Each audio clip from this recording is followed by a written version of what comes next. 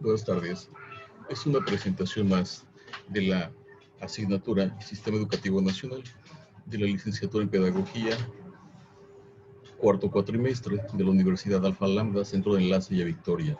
En esta ocasión, la temática que estaremos abordando es sobre innovación del sistema educativo, así como presupuesto destinado a la educación.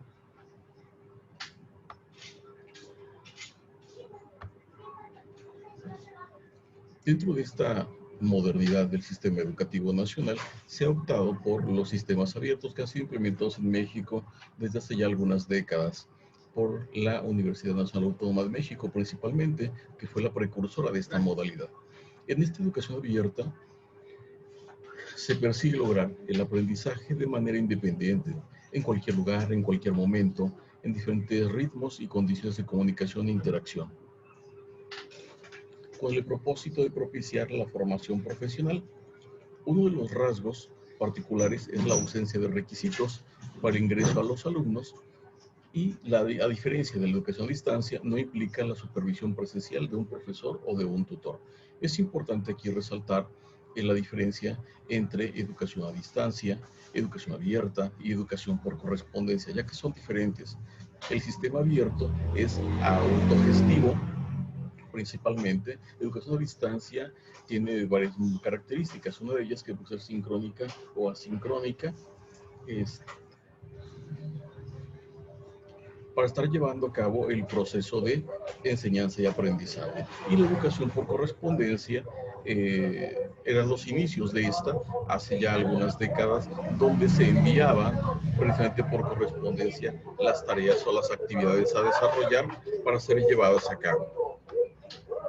Dentro de las características de esta educación abierta o de educación a distancia, tenemos que una de las características principales es el desarrollo de la lectura comprensiva, una característica primordial, ya que si bien demanda al diseñador instruccional la precisión en las consignas para que el otro las pueda entender y pueda ser ejecutadas en ese sentido, es necesario también por parte de los estudiantes que ingresan a esta modalidad el fortalecimiento de la lectura de comprensión para que puedan llevar a cabo las actividades que se están indicando. Otra parte primordial dentro de las características de esta educación abierta es el desarrollo de la capacidad para identificar, planear y resolver problemas, la habilidad para adquirir, procesar, organizar y producir información en relación con los problemas identificados. Reitera esta característica una parte predominante de la autonomía del aprendizaje, donde los estudiantes aluden precisamente a esa participación activa para poder llevar a cabo las actividades de formación. Otra característica la constituye el desarrollo de la capacidad de análisis y de síntesis, ya que al ser una educación abierta, se trabaja principalmente con la parte volitiva del proceso de aprendizaje, donde los estudiantes tienen que poner de manifiesto esas capacidades, análisis y síntesis, para poder ejecutar las actividades enunciadas. La participación personal crítica y constructiva del mundo sociocultural, la comunicación y la relación interpersonal con los demás son algunas características que podrían pasarse a un segundo plano. ¿Por qué razón? Al ser un aprendizaje autogestivo, nos da a entender que el estudiante aprende y trabaja a su propio ritmo, sin que medie forzosamente en este proceso la interacción con algunos otros compañeros.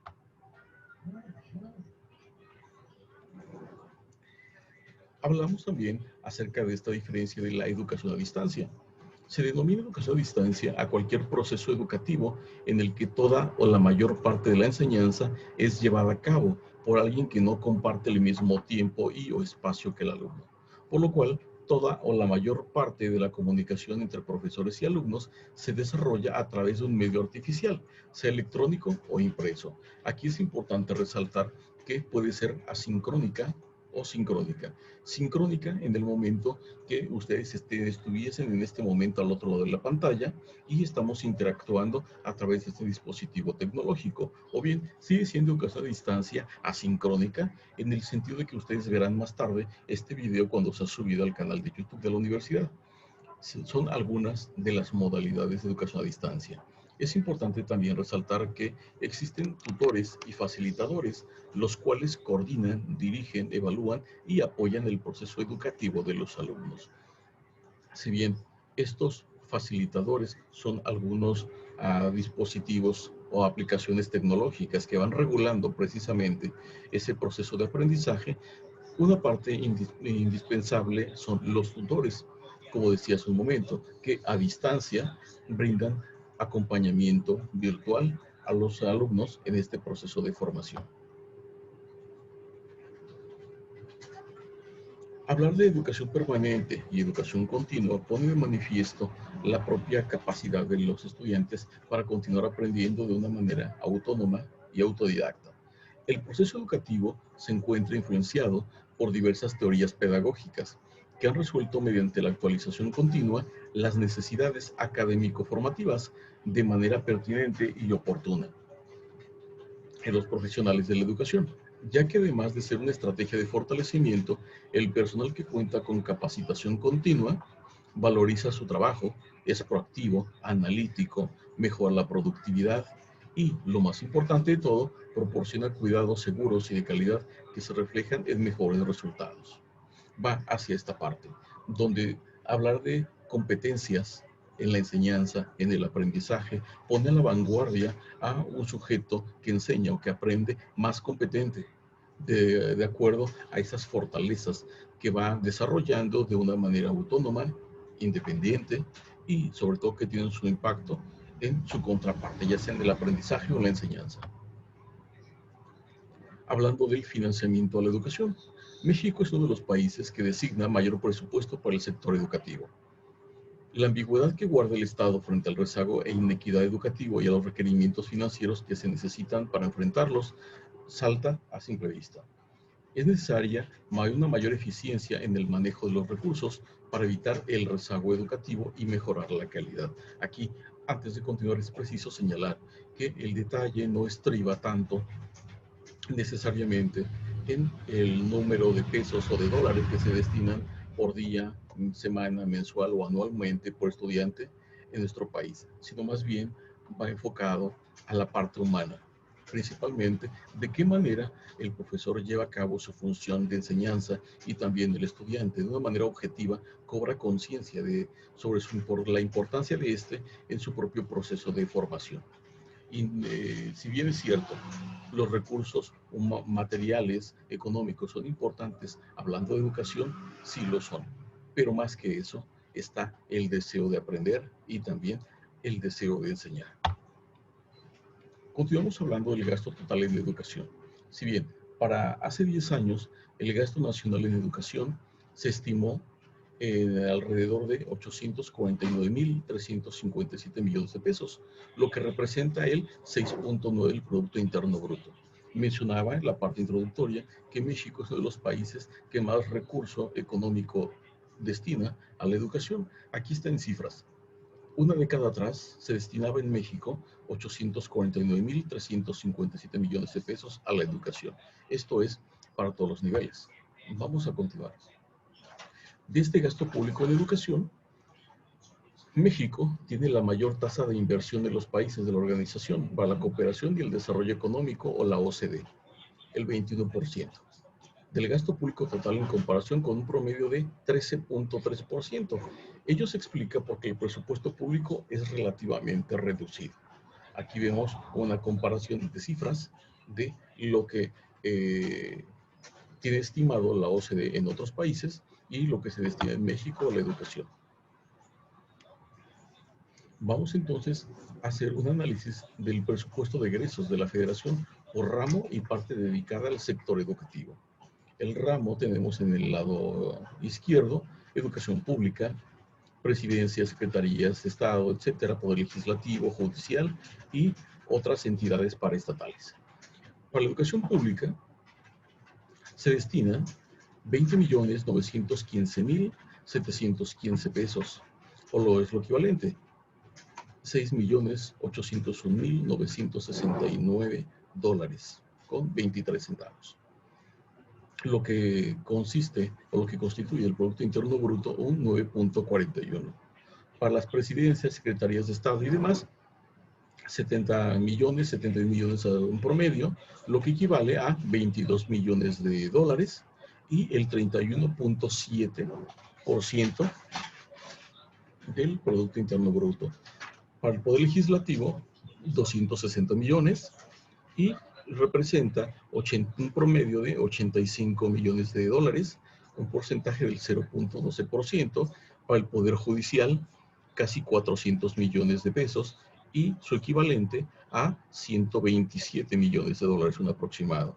Para las diversas entidades paraestatales tenemos también la comparativa, son 68 millones de pesos y su equivalente 22 millones de pesos, lo que representa el 30.4% del Producto Interno Bruto. De esa manera es como se destina el recurso económico a los diversos ramos en nuestro país. Si hablamos ahora de esos pesos o dólares que se destinan a la educación, ¿cuántos van para cada nivel? Financiamiento de la educación básica y media superior. El presupuesto por programa de 2010, la educación básica participó con el 46.3% de esa cantidad. La educación media superior con el 10.8%, la media terminal con el 1.3% y la educación superior con el 14.9%. El posgrado con el 1.3%, la educación extraescolar el 1.7% y la educación para adultos con el 1.6%. Esto es hablando de estos 21 millones de pesos o casi 7 millones de dólares. De esos 20 millones de pesos, como decíamos, casi el 46% vendría siendo más o menos 9 millones y medio de pesos por la educación básica y lo demás en pequeñas y medianas partes a los siguientes niveles educativos. Sí, si vemos ahora una comparativa, un análisis del gasto anual promedio por alumno de educación primaria general es de 167 dólares y de educación primaria bilingüe es de 258 dólares. Eso es en monedas lo que se destina en México por alumno anualmente en el ámbito educativo. En cuanto a secundaria, educación secundaria general es de 343 dólares, en el de bachillerato universitario 572 dólares y contrasta significativamente con el de bachillerato técnico que llega a 1.051 dólares. Eso es en pesos y en dólares en la distribución del recurso público para cada uno de estos niveles, hablando de niveles educativos, pesos o dólares que se destinan al ámbito educativo en México. Hablamos ahora acerca de la modernización del sistema educativo en México. Si bien hablamos en la parte introductoria del sistema abierto, fue un cambio que se implementó hace ya algunas décadas en México, es necesario también hacer mención de modernización en otro sentido, lo que conlleva a planear la política de educación de los próximos años, que significa impulsar su transformación para construir una mejor sociedad, resarciendo las dificultades presentes por la carencia de valores y la falta de profesionalización en los diversos ámbitos. Tenemos profesionistas, pero carecemos de profesionales y muy importante, esta nueva normalidad nos ha demostrado qué tan vulnerables somos para llevar a cabo relaciones interpersonales proactivas y sobre todo sanas. Es necesario entonces una planeación que trascienda. Requiere una reflexión sobre los logros que hemos obtenido, un análisis sobre los rezagos que enfrentamos desde hace ya muchas décadas, desde el siglo pasado, una proyección de los objetivos que nos hemos planteado y una visión del rumbo que debemos tomar para alcanzar una educación de calidad para todos. Esta mirada retrospectiva, panorámica, nos va a permitir reconocer los logros que hemos tenido, si es que ha habido, las áreas de oportunidad y también desde un punto de vista utópico hacia dónde queremos llegar. Eso es lo que demanda eso, una modernización de la educación, de nuestro sistema educativo, ya que en el mundo se ha demostrado que los países que logran una apropiación social del conocimiento aceleran el crecimiento económico en forma sostenida e incrementan la calidad de vida de su población. Es decir, la educación influye en la sociedad, como lo hemos comentado en otro momento, pero para que la educación pueda influir en la sociedad, ¿qué es lo que se requiere? Que la sociedad tome conciencia de ello, que se elabore un currículo y que sea aplicado con esa intención. A través de la educación, no cambiar el mundo, sino cambiar a las personas que habrán de cambiar el mundo.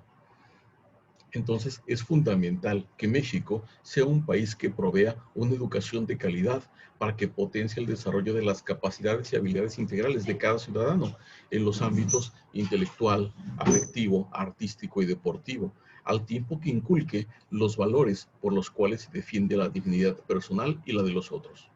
El futuro de México depende en gran medida de lo que hagamos hoy por la educación de nuestra niñez y juventud.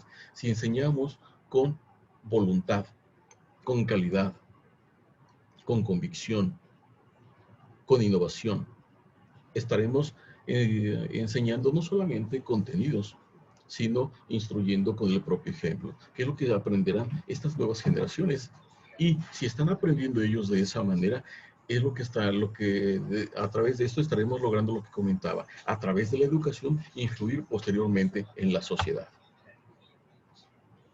Para todo esto es importante llevar a cabo una vinculación de la educación con las necesidades sociales y económicas. Si bien las diversas políticas educativas, las diversas políticas en México han tocado la parte educativa y tenemos un sinnúmero de políticas educativas mexicanas, es importante que se retome con mayor arraigo ese análisis que se hace de la sociedad para poder construir una transformación en el sistema educativo, y no solamente en el sistema educativo, sino en la sociedad de manera general.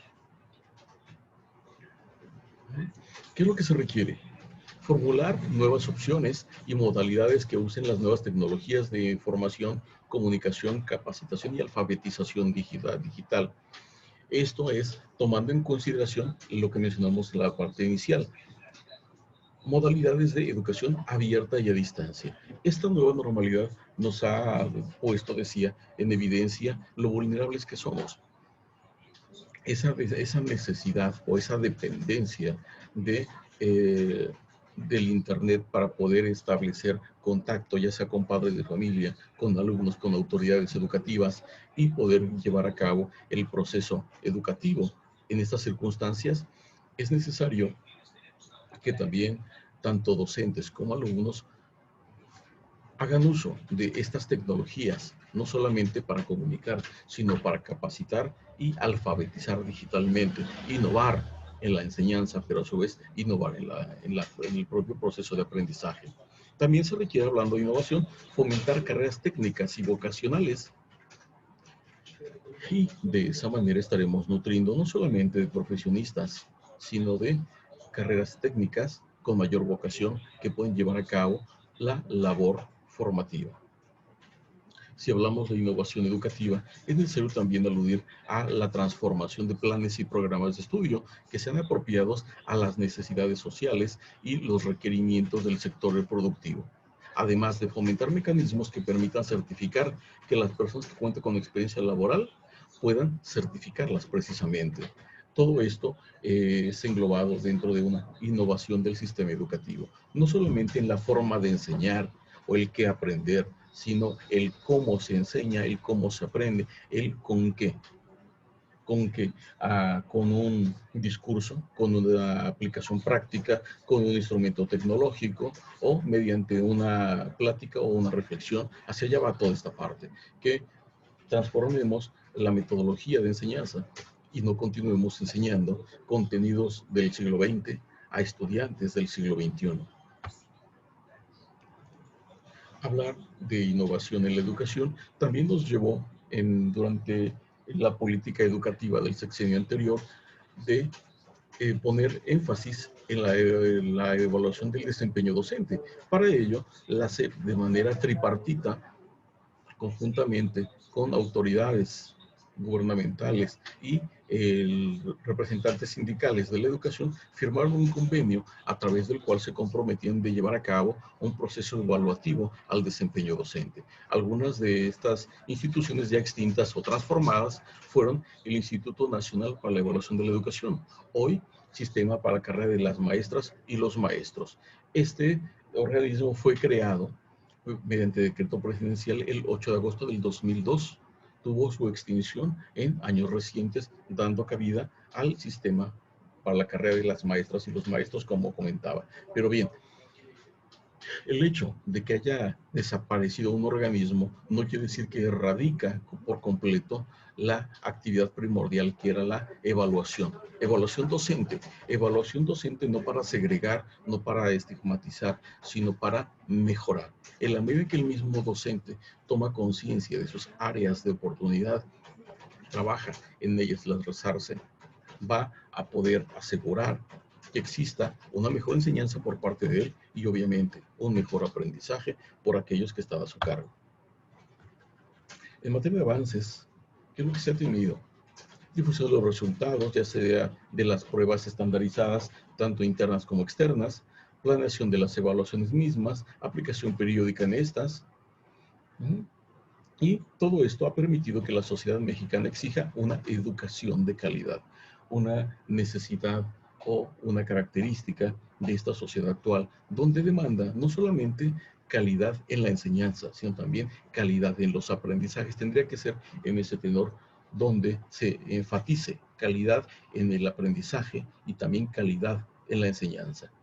Para ello, en febrero del 2013, por iniciativa del Poder Ejecutivo, el constituyente permanente aprobó una reforma constitucional que otorgaba personalidad jurídica y patrimonio propio al INE, como ya mencionaba, ya extinto. Si bien fue creado en el 2002, cobró importancia durante el 2013, como comentaba, 2012-2013, con el periodo gubernamental anterior y fue extinto durante este periodo gubernamental vigente. Pero la labor primordial de este INE, que era evaluar para mejorar, que además el propio eslogan no debería ser suprimido, sino por el contrario, cobrar un mayor auge. Si queremos hablar de calidad en la educación, tendríamos que estar sujetos también los docentes a ser evaluados para poder aspirar a brindar una enseñanza de calidad y sobre todo certificada. Continuamos hablando de innovación en la educación. Ciencia, tecnología van de la mano en una innovación. Si bien se han alcanzado importantes logros en algunas áreas, como biotecnología, medio ambiente, ingeniería, entre otras muchas más, un incremento en la inversión pública y privada debe ir de la mano con el fortalecimiento de los mecanismos de vinculación para traducirse en una mayor productividad. Es necesario alinear las visiones de todos los actores del sistema de ciencia, tecnología e innovación para que las empresas aprovechen las capacidades existentes en las instituciones de educación superior y centros públicos de investigación. Todo esto con la intención de modernizar, innovar, que son sinónimos nuestro sistema educativo, tomando en consideración las habilidades, así como las necesidades o demandas de la sociedad. Finalmente, se requiere consolidar la continuidad y disponibilidad de los apoyos necesarios para que los investigadores en México puedan establecer compromisos en plazos adecuados para abordar problemas científicos y tecnológicos relevantes, permitiéndoles situarse en la frontera del conocimiento y la innovación y competir en los circuitos internacionales. Es decir, que el diseño, planeación y evaluación curricular fluya a la inversa, no a manera de cascada vertical, sino a la inversa, desde la parte activa trabajadora, que son los maestros, padres de familia, elaborar iniciativas, propuestas alternativas de solución a esta carencia de valores que se ha puesto de manifiesto ante esta nueva normalidad, y también la necesidad de autoformación docente y dominio de ciencia, tecnología e innovación. De esa manera, se ha hablado de un desarrollo e innovación del sistema educativo hasta antes de esta pandemia y qué es lo que se requiere para seguir innovando, atendiendo precisamente estas características, estas demandas de la sociedad actual en materia de educación, pero también en materia de tecnología y conectividad, con la intención de adecuar el sistema educativo a las demandas sociales actuales y con todo esto dar una nueva cara al ámbito educativo con una intención clara de mejorar y de alcanzar aquello que se ha enunciado hasta el hartazgo, que es calidad, calidad en la educación. Si queremos que exista una calidad en la educación, tendríamos que revalorar y evaluar el desempeño, no solamente docentes, sino figuras de mayor trascendencia, autoridades educativas,